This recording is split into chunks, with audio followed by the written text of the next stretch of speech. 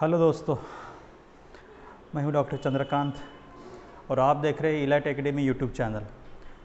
काफ़ी दिनों के बाद मैं आपके सामने एक संडे स्पेशल लेके आ रहा हूं। एक्चुअली एक संडे का मैं हर बार सोचा था कि एक संडे फंडे करके आपके सामने हर वक्त एक कविता पेश करूं, लेकिन कुछ सामाजिक परिस्थितियाँ, आजू बाजू की परिस्थितियाँ कि इस तरह के से कुछ बातें हुई कि जिसकी वजह से मैं संडे को फंडे नहीं बना पा रहा हूँ।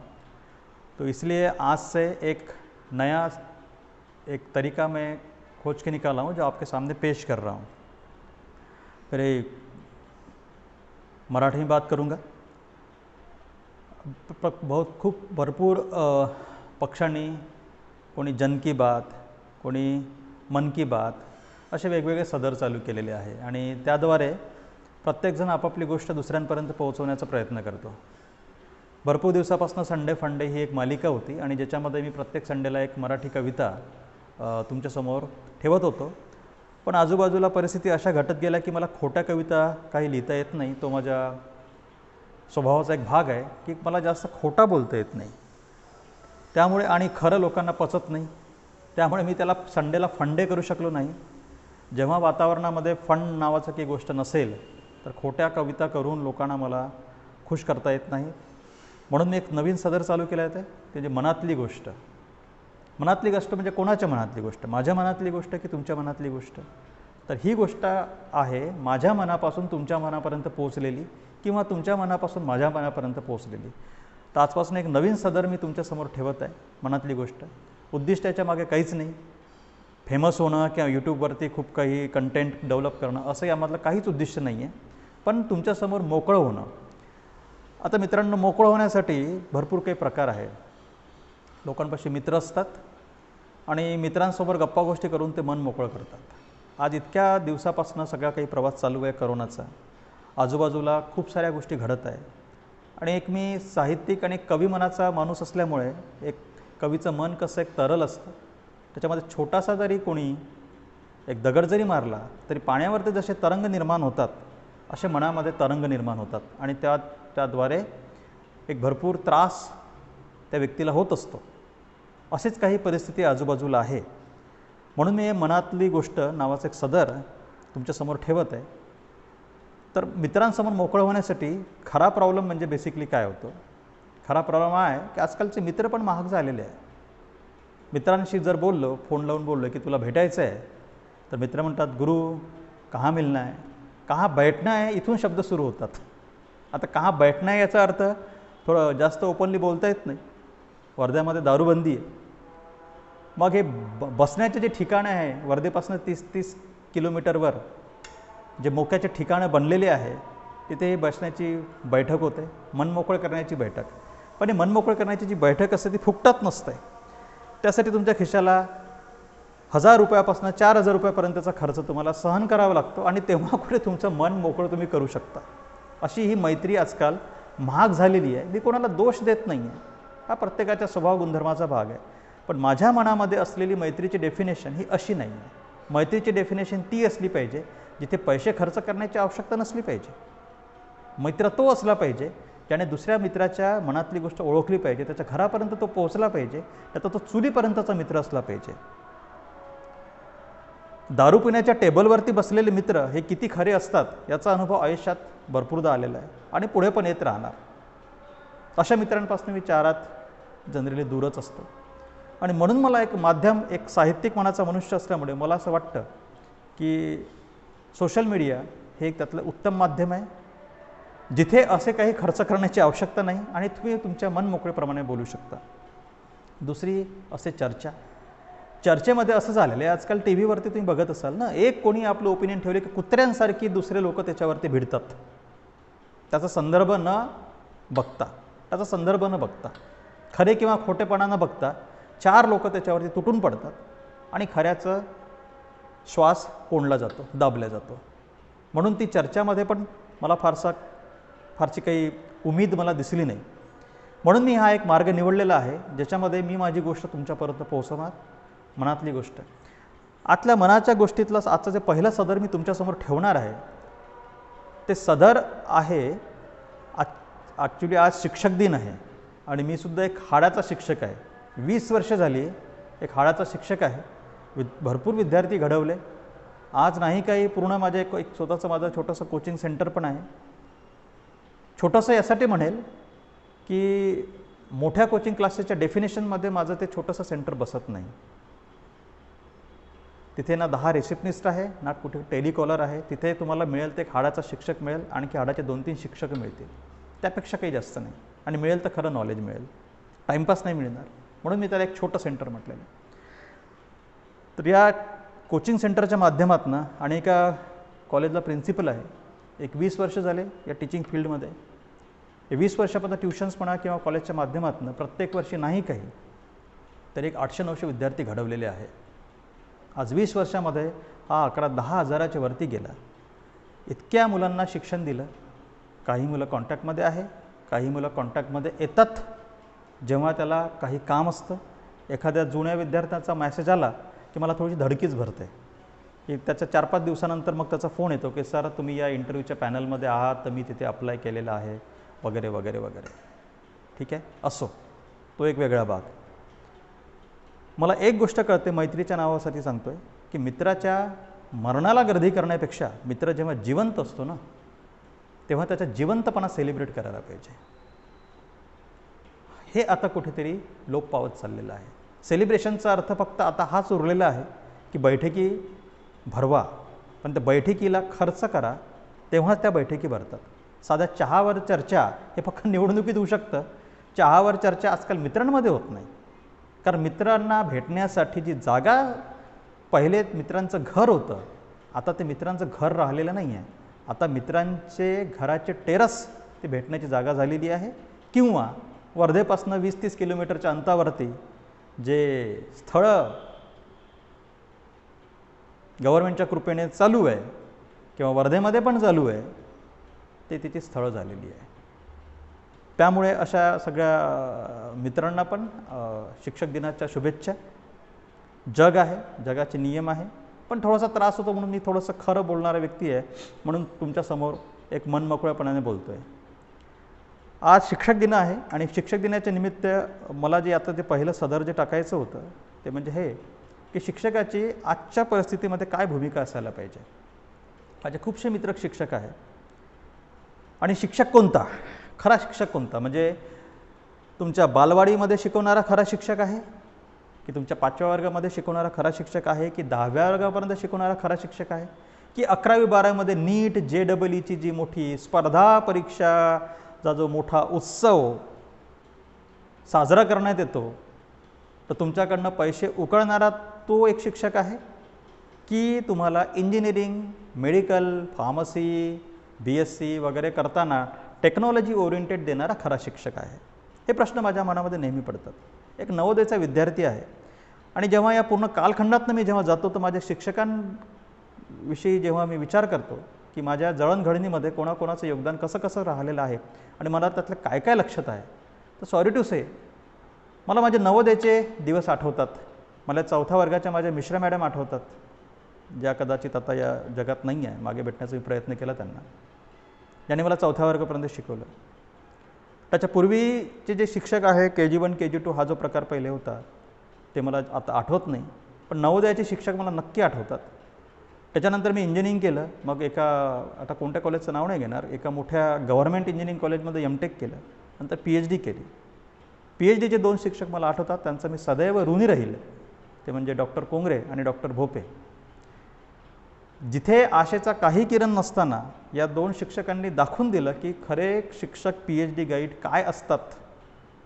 जिथे करप्शनचा एवढा बाजार सगळीकडे भरला असताना या लोकांनी अजूनही दाखवून दिलं की आशेचा किरण अजूनही भारतात जिवंत आहे आणि खरे रिसर्चर काय असतात. या 2 शिक्षकांनी दाखवलं. सगळ्यात पहिले या दोन्ही शिक्षकांना माझा प्रणाम.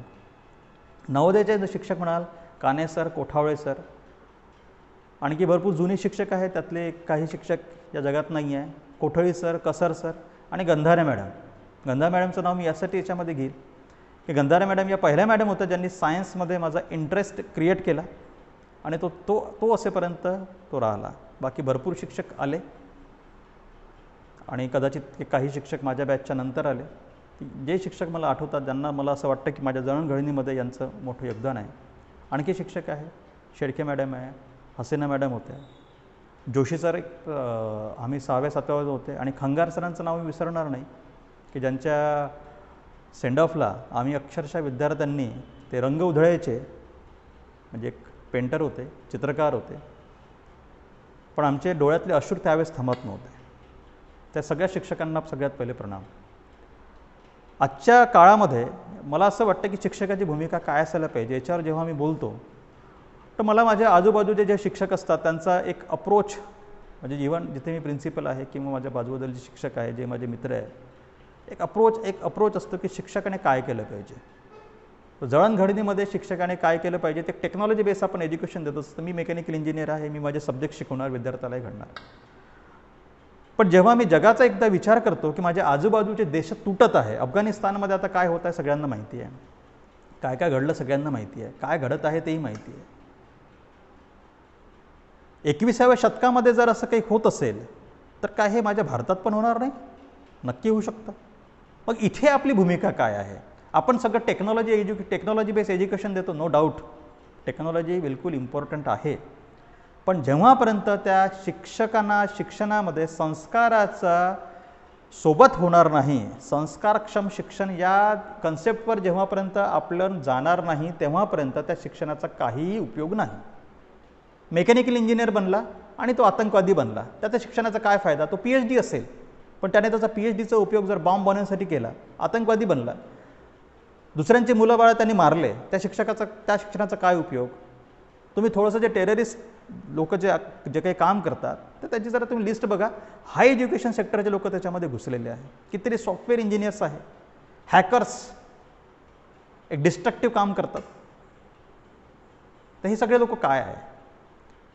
दुसरं, MPSC UPSC कॅडरमधून मोठ्या मोठ्या एक्झाम, खरं तर आमच्या तोंडातून ते शब्दसुद्धा निघत नाही, कारण आम्ही काही UPSC क्रॅक नाही केलेली आहे, IAS बनलेलो नाही आहे, IPS बनलेलो नाही आहे, त्याच्यामुळे आम्हाला कदाचित त्याच्याविषयी बोलण्याचा अधिकार नाही. किती लोक मेहनत घेतात, पण सगळे एवढं मेहनत केल्यानंतर जो अधिकारी वर्ग तिथे होतो आणि त्याच्या भ्रष्टाचाराच्या जेव्हा बातम्या इकडे तिकडे फिरतात तर मग त्याच्या शिक्षणाचा काय फायदा?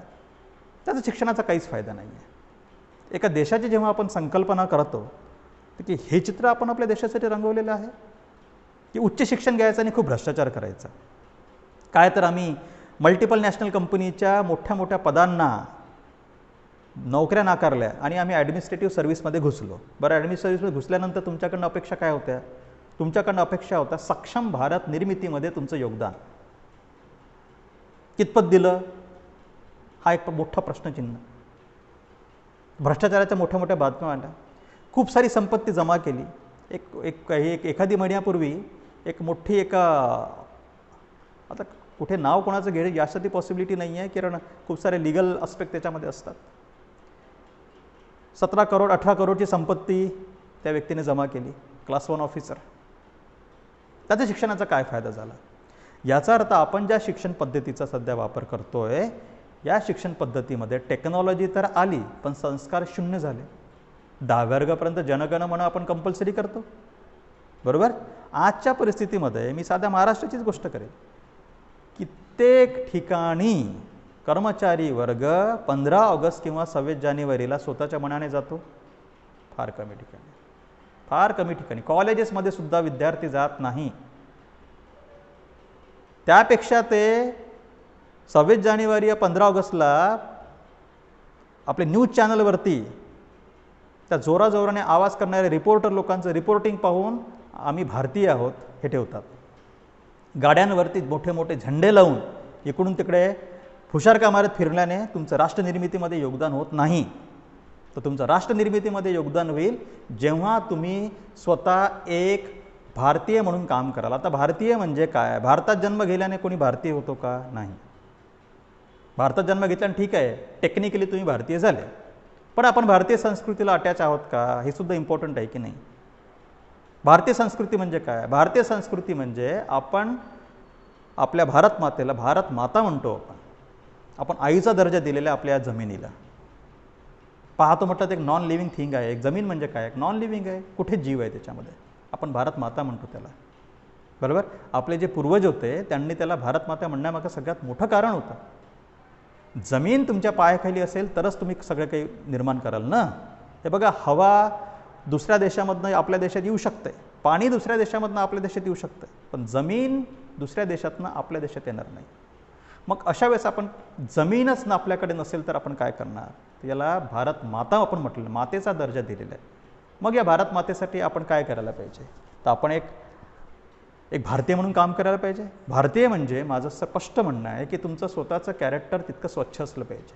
कॅरेक्टर स्वच्छ असलं पाहिजे म्हणजे सगळ्यात पहिले तुम्हाला भारताविषयी प्रेम असलं पाहिजे. तुम्ही ज्या कोणत्याही पोस्टवरती काम करता त्या पोस्टचा समाजासाठी काय तुम्ही उपयोग करू शकता ते दिलं पाहिजे. तुमच्या पगारामध्ये जर तुमचं भागत नसेल तर तुम्ही आणखी काम करा, आणखी पैसे कमवा, पण चुकीच्या मार्गाने भ्रष्टाचाराच्या पद्धतीने तुम्ही पैसे कमवता आणि भ्रष्टाचाराचे पैसे कमवल्यानंतर जी फुशारकी तुम्ही समाजामध्ये मांडता आणि समाजाच्या समोर जो तुम्ही आदर्श उभा करण्याचा प्रयत्न करता, हे कुठेतरी थांबायला पाहिजे. आज जेव्हा मित्रांमध्ये गोष्ट होतं, पहिले लहानपणी गोष्ट व्हायची तर माझे वडील कलेक्टर होते किंवा माझे वडील IPS अधिकारी होते किंवा माझे वडील शिक्षण अधिकारी होते वगैरे वगैरे, अशा फुशारका विद्यार्थी मारायचे. नंतर आता मी हा आहे, मी तो आहे, मी असं आहे, मी अमका आहे, मी ढमका आहे वगैरे वगैरे वगैरे वगैरे. त्याच्यानंतर मग माझी मुलं MBBSला गेले, मग माझी मुलं इंजिनिअरिंगला गेले वगैरे वगैरे, या सगळ्या चर्चा होतात. या सगळ्या याच्यामध्ये राष्ट्र नावाची गोष्ट कुठे आली. अजूनही आपण व्यक्तिगत जीवनच जगतोय ना.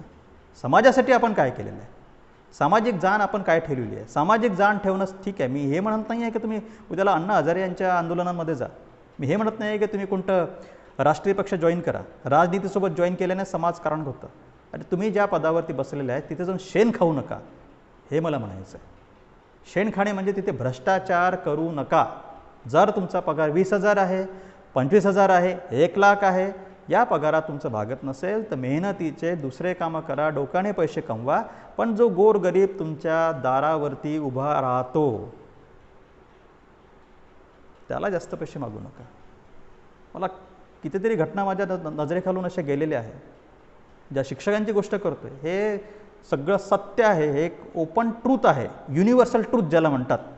शिक्षकाच्या भरतीमध्ये किती पैसा घेतला जातो हे ओपन ट्रूथ आहे. बिचारे नेट सेट क्वालिफाय करतात, 35-40 लाख रुपये संस्थेला दान करतात, त्याच्यानंतर शिक्षकाची नोकरी मिळते. अपवाद याला आहे, मी हे म्हणत नाही आहे की सगळ्याच ठिकाणी असं होतं, पण मेजॉरिटी ठिकाणी असं आहे. आणि आपण हे सगळं डोळे बंद करून बघतो, भ्रष्टाचारात चालना देतो.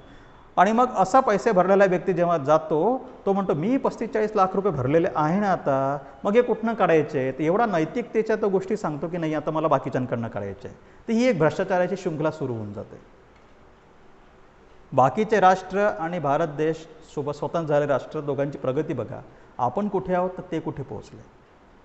त्यांना त्यांच्या राष्ट्राविषयी चिंता आहे, आपल्याला फक्त आपल्याला स्वतःविषयी चिंता आहे. आणि एवढा पैसा कमवून तुम्ही काय करणार हे तर महत्त्वाचं आहे ना. आज करोनामध्ये लोकांचे पगार नाही आहे किंवा पगार कमी झालेले आहे, काही लोकांच्या नोकऱ्या गेलेल्या आहेत. त्याच्यामध्ये एक बातमी एक 4-5 दिवसापूर्वी मी एका वृत्तपत्रामध्ये बघितली की भारतातल्या 4 श्रीमंत लोकांची संपत्ती कोणाची 800% वाढली, कोणाची 150% वाढली, कोणाची 200% वाढली. अरे हे पैसे जमा करून तुम्ही करणार काय. माझा एक साधा प्रश्न आहे. 1-2 वेबसिरीज मी आता एक बघितली आहे. ठीक आहे, वेबसिरीजमध्ये थोडंसं तिखट मिर्च मसाला लावून सगळे असतात. एक तर बघितली होती 200 जी नागपूरच्या एका हत्याकांडावरती आधारित होती, आणि एक वेबसिरीज मी बघितलेली होती एम्पेरर. दोन्ही वेबसिरीजमधनं मला एक गोष्ट तर बिलकुल कळली की जो शोषित समाज आहे, जो समाज दबला, त्याच्यावरती आणखी कोणीतरी अत्याचार करणार. नंबर 1 बरोबर. नंबर 2, काही लोक आपल्याला स्वतःला हे मान्यतामध्ये धन्य समजतात की आमचं रक्त काहीतरी वेगळं आहे आणि आम्हाला राज्य करण्याचा पूर्ण अधिकार आहे. बरं, त्यांची जर हिस्ट्री जर पाहिली त्याचं थोडंसं मागे कोणत्याही राजाचं नाव घ्या, त्याच्या पहिली पिढी काय करत होती, त्याची पहिली पिढी काय करत होती, तर तुम्हाला असं लक्षात येईल की कोणीतरी दुसऱ्याच्या घरी काम करत होतं, कोणी छोटं काम करत होतं. त्याच्या कोणत्या तरी एका वंशजाने मोठं काम केलं, तेव्हापासून त्याची डायनेस्टी सुरू झाली. बरोबर. सपोज आपण सेल्युलर स्ट्रक्चर जर बघितलं तर सगळ्यांचं सेल्युलर स्ट्रक्चर सेम आहे. त्या एका वेबसिरीजमध्ये अतिशय चांगला संवाद त्या मुलीने केलेला आहे. हे सगळ्यांचं सेल्युलर स्ट्रक्चर म्हणजे कोशिका लेवलवरती, हिंदीमध्ये तो संवाद आहे की कोशिका के स्तर पे हम सब एक है, हम सब भारतीय एक है, हम सब भारतीय एक है, बराबर। तो हम सब भारतीय एक होने के बावजूद भी फिर भी हम एक क्यों नहीं है? कोई एक काम लेके अगर हम किसी ऑफिस में जाते हैं तो सामने वाला भी तो भारतीय होता है ना, फिर वो एक भारतीय का काम नियम के अनुसार क्यों नहीं करता? वो क्यों अपेक्षा करता है ये मुझे एक्स्ट्रा पैसे दे? फिर वो कोई भी ऑफिस रहे, और इसका वो जस्टिफिकेशन भी देता है क्योंकि मुझे मेरे इसका हफ्ता मुझे मेरे सीनियर को देना है, उसको उसके सीनियर को देना है, उसको उसके सीनियर को देना है। अरे भाई, ऐसे ही करते रहोगे और ये जो पैसा तुम जमा करके जाने वाले हो तुम्हारे नेक्स्ट जनरेशन के लिए, बराबर, ठीक है, तो नेक्स्ट जनरेशन के लिए जो पैसा जमा करके जाने वाले हो, तो आप एक चीज़ बता दो, कौन सा राजा का वंशज अभी जिंदा है, और जिंदा है तो कौन सा महल में रह रहा है? कौन सी डायनेस्टी भारत में राज कर रही है, बताओ। इतने इतने राजा यहाँ, राजा महाराजा इंडिया में होके गए, बड़े बड़े तुर्रम खां होके गए, कौन अभी भारत पे राज्य कर रहा है? एक जनरेशन, दो तीसरे जनरेशन के बाद पूरा खत्म। किसके लिए आप पैसा जमा कर रहे हो? उद्योगपतियों की संपत्ति 800% से 900% से 100% से बढ़ रही है और गरीब को खाना नहीं मिल रहा है। क्या होगा आपको लगता है? वो कैसा होता है ना कि जब आपके पास पैसा आता है, फॉर एग्जांपल आपकी जो बेसिक नीड है, वो सपोज मैं एक बात बता रहा हूँ कि एक 2000-4000 की आपकी बेसिक नीड है, 4000 में आप खाना खाते हो, फिर आपके पास 1 लाख रुपए आ गए तो आप 5 स्टार होटल में जाकर खाना खाओगे। जो चाय आपके घर में बनती है वो 5 स्टार होटल में जाके 500 रुपये 600 रुपये की चाय पियोगे, कहीं पे 1000 रुपये की भी हो सकती है, उससे ही महंगे इसमें हो सकती है। सोने के कप में चाय पियोगे, मान लिया, उसमें आपको आनंद मिलेगा। फिर खाने में आनंद मिलेगा, उस पर अगर नहीं आ रहा तो फिर आप नशा करने में आनंद मिलेगा, उसमें आप आनंद करना पसंद करोगे। धीरे धीरे धीरे धीरे धीरे धीरे ये सब चीज़ें होती जाएंगी, होती जाएंगी, होती जाएंगी।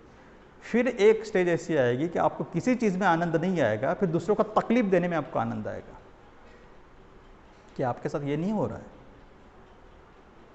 आप राजा हो, आपने इतनी संपत्ति जमा कर ली है, आपका 100% बढ़ गया, 200% बढ़ गया, बहुत ज़मीन है आपके पास, ये जाने मरने के बाद क्या करने वाले हो?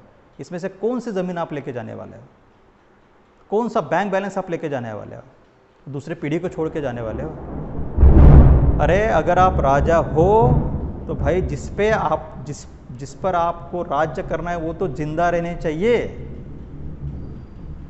मुंबई में आपने बहुत बड़ा महल खड़ा कर दिया और आजू बाजू में पूरे पूरे पूरे मरे हुए लोग आहे, तुमचा उंच महल आहे। मुंबई सारख्या मोठ्या सिटीमध्ये तुम्ही 40 मंजिली 60 मंजिली 100 मंजिली इमारती बांधल्या आणि तुम्ही त्या 100 मंजिली इमारतीच्या छतावरती गेल्यानंतर जेव्हा तुम्ही बाहेर बघाल, तुमची इच्छा आहे की सगळं मला चांगलं दिसायला पाहिजे। तुमच्या आजूबाजूला उपाशीपोटी मेलेले लोकांच्या डेड बॉडीज असतील, त्या सडलेल्या असतील। तुमच्या घरी तुमच्या फ्रीजमध्ये अन्न असेल, ते सडलेलं असेल आणि त्यांना अन्न न मिळाल्यामुळे त्यांचा मृत्यू झाला आणि ते तिथे सडलेले असतील। अशी भीषण तफावत दिसेल। तो कुबट वास तुम्ही सहन करणार आहात का? की तुम्ही तुमच्या पैशाच्या जोरावरती हवा पण तयार कराल? अरे गधड्यांनो, मूर्खांनो, या जगामध्ये तुम्ही एकटेच राहणार आहात का? की तुम्ही आणि तुमची संपत्ती आणि तुमचे मुलं आणि तुमचे सगळं परिवार एवढेच राहणार आहात का? थोडंसं विचार करा। तुम्ही सगळ्या संपत्ती जमा केल्या, लोकांची पिळवणूक करून तुम्ही संपत्ती जमा केली, सर्व काही केलं, ठीक आहे, सगळे विकत घेतले, बॉडीगार्ड्स विकत घेतले, अख्खीच्या अख्खी पोलीस यंत्रणा, मिलिटरीपासून सगळ्या गोष्टी तुमच्यापाशी आहे।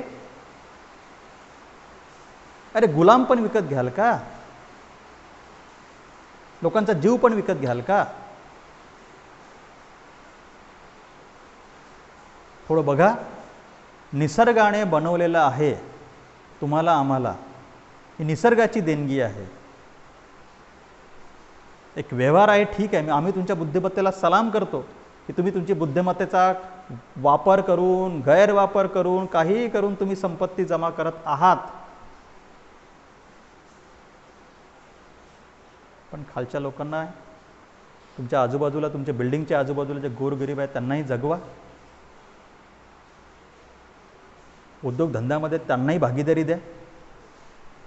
तर मला असं वाटतं की जेव्हापर्यंत करप्शन फ्री भारत होणार नाही तेव्हापर्यंत तुमच्या शिक्षणाचा काहीही फायदा नाही आहे.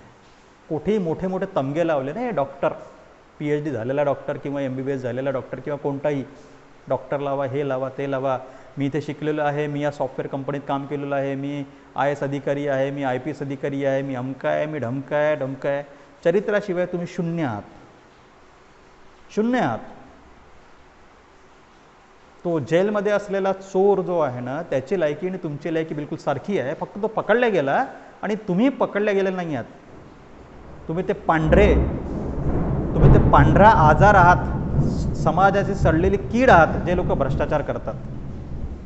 इतकं शिक्षण घेतल्यानंतरही तुमची अजूनही शेण खाण्याची वृत्ती, गैरमार्गाने संपत्ती कमवण्याची जी वृत्ती आहे ती जात नाही.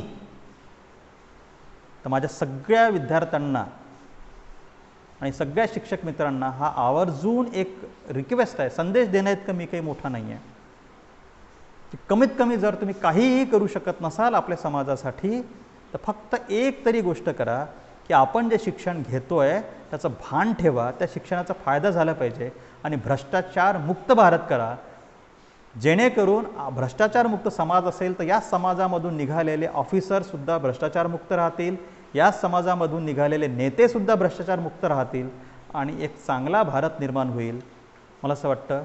इथे इतकं बोलून मी माझं आजचं पहिलं सदर संपवतो आणि या सदरामधून जर कुठे 0.00001% जरी सुधारणा झाली तर मी स्वतःला धन्य समजेल. जय हिंद, जय भारत.